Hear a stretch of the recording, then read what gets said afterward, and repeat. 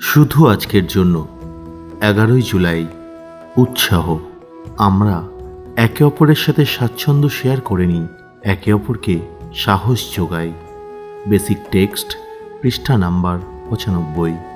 ছোট্ট একটা শিশু কিভাবে হাঁটতে শেখে তা আমরা অনেকেই দেখেছি। মা শিশুকে হাত ধরে দাঁড় করিয়ে দেন, তার বাবা হাঁটু গেড়ে বসে দুহাত বাড়িয়ে শিশুকে উৎসাহ দেন। তার চোখ মুখ ভালোবাসায় ভেসে যায়। বাচ্চাটি টলমলো পায়ে বাবার দিকে কয়েক পা এগিয়ে যায়। তার বড় ভাই বা বোনেরা তাকে উৎসাহ যোগাতে থাকে। বাচ্চাটা ধূপ করে পড়ে যায়। মা ষাট বলে তাকে তুলে নিয়ে আবার দাঁড় করিয়ে শুরু করেন। এইবার শিশুটি কোনো ক্রমে সোজা থেকে বাবার দুহাতে নিরাপদ আশ্রয় পর্যন্ত পৌঁছে গিয়ে তাকে জড়িয়ে ধরে।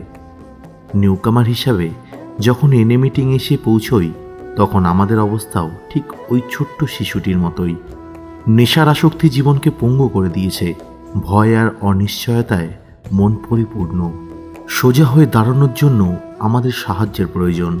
ঠিক যেমনভাবে একটি শিশু বড় হয়ে ওঠে, তেমনভাবেই আমরা হাঁটি হাঁটি পা পা করে রিকভারির পথে এগোই। আমরা বেঁচে থাকার এই নতুন পথটা শিখে যাই, কারণ আমাদের আগে যারা এই পথ দিয়ে গেছে তারা আমাদের বলে দেয় তাদের জন্য কি কি কাজ করেছে আর কি কি কাজ করেনি। তারা আমাদের আশ্বাস আর উৎসাহ দেয়।